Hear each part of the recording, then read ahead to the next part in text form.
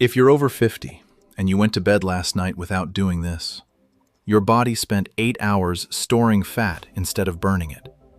Not because you ate wrong, not because you skipped the gym, but because of the hormonal environment inside your body the moment you closed your eyes. Here's the part nobody tells you. The gym is just the signal. Sleep is the actual fat-burning event.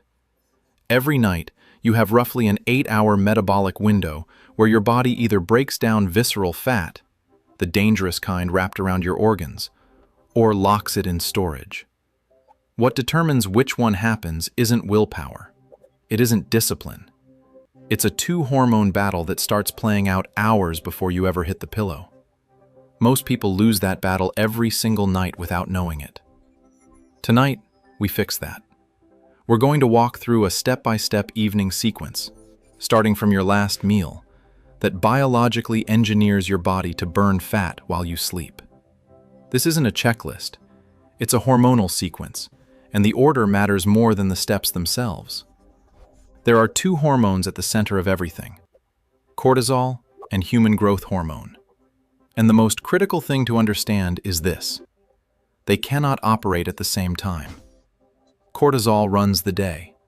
It raises blood sugar, mobilizes energy, and keeps you sharp and reactive. Human growth hormone runs the night. It repairs tissue, builds muscle, and uses visceral fat as its primary fuel. After 50, your HGH baseline is already lower than it was at 30, which means every wasted night costs you more than it used to. The shift change between these two hormones is supposed to happen naturally as the sun goes down. But for the vast majority of people, cortisol never clocks out. It stays elevated until midnight, sometimes later, because of three specific things: blue light from screens, late-night eating, and the psychological weight of unfinished tasks. As long as cortisol is running the show, growth hormone cannot enter. The fat-burning window closes. The repair window closes. You wake up with the same belly, often with more inflammation layered on top. Every step of this routine exists to force that shift change, to evict cortisol early so HGH can get to work. And the sequence begins much earlier in the evening than most people expect.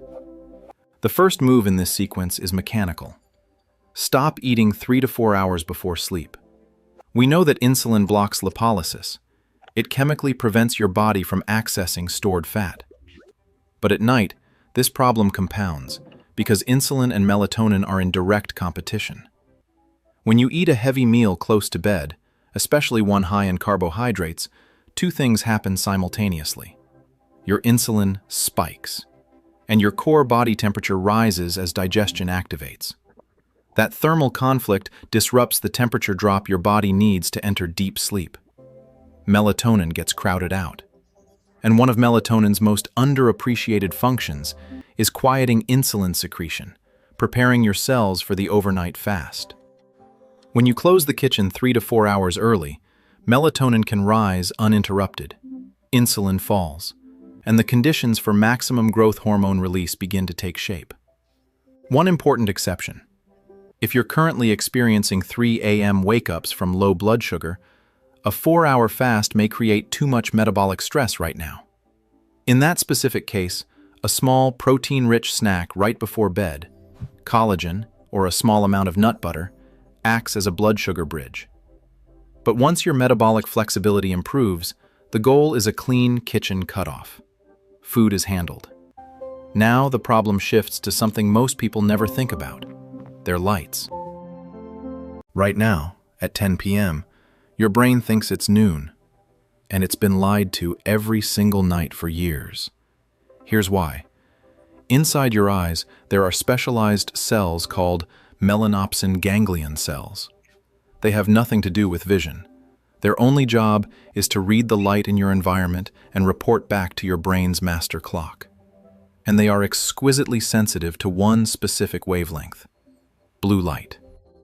When blue light from your phone, your TV, or your overhead LED bulbs hits those cells, they fire one signal to the brain: it is midday. Do not release melatonin. Keep cortisol elevated. This is happening in most American households until 10, 11 p.m., sometimes later. The biological clock gets pushed backward by hours.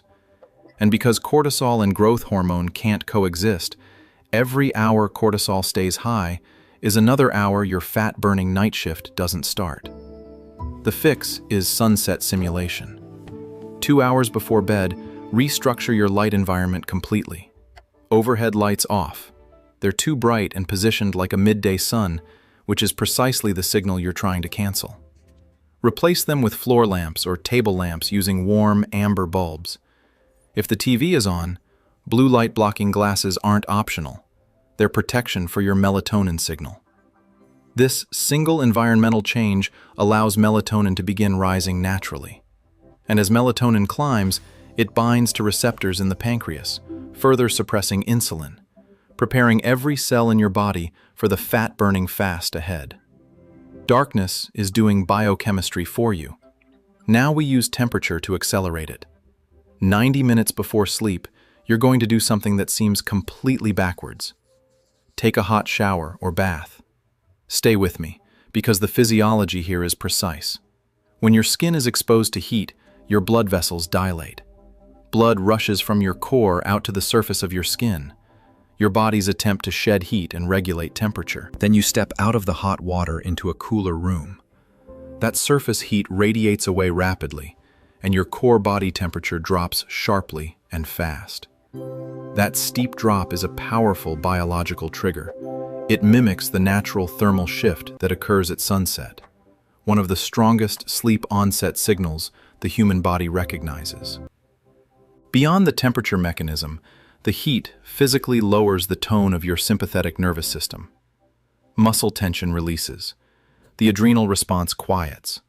Cortisol measurably falls. You're engineering a physiological state your body interprets as, the day is over, it is safe to repair. The hot shower is not a luxury ritual. It is a calculated thermal maneuver to accelerate the hormone shift. The body is being handled. But there's a second layer of cortisol the shower can't reach, and most people carry it straight into bed with them every single night. The body may be winding down, but the mind is often still sprinting. There's a well-documented psychological phenomenon called the Zeigarnik effect. The brain holds on to unfinished tasks with far greater grip than completed ones. Every open loop, the email you didn't send, the bill sitting on the counter, the thing you need to handle tomorrow, generates a low-level background signal of anxiety. That signal is enough to keep cortisol elevated even when your body is physically exhausted. You can execute every other step in this routine perfectly and still lose the night because of this one unaddressed layer. The solution is a brain dump. On paper, not on your phone. Take a pen and a piece of paper and write down every task, every worry, every incomplete thought that is occupying mental space. The act of externalizing that information sends your brain a critical signal. It is recorded. We will not lose it. You can release it now. This is not journaling in the emotional sense. It is a technical shutdown of the cognitive load, keeping your stress hormones active after dark. It creates a clean, psychological boundary between today and tomorrow. And that boundary is what allows your nervous system to begin its final descent toward deep sleep, and toward the hormonal conditions where fat oxidation becomes the body's primary overnight activity. 45 minutes out, there are 3 compounds worth considering. These are optional. The routine works without them. But they sharpen the edge significantly when everything else is already in place. First, glycine. 3 to 5 grams of this inhibitory amino acid before bed has been shown to lower core body temperature and support vasodilation, 2 things that directly accelerate your entry into the deep sleep stages where growth hormone is produced and released. Second, magnesium glycinate. Magnesium lowers the adrenal gland's sensitivity to ACTH, the upstream hormonal signal that triggers cortisol production. It acts as a chemical buffer on your stress response, making it harder for the body to stay in high alert mode. Third, apigenin, found naturally in chamomile tea, Apigenin binds to benzodiazepine receptors in the brain, producing a mild sedative effect, without the dependency or rebound of pharmaceutical sleep aids. These aren't shortcuts. They give your body's own sedation chemistry more raw material to work with. Then, 30 minutes before sleep, one final step. Sit on the edge of your bed.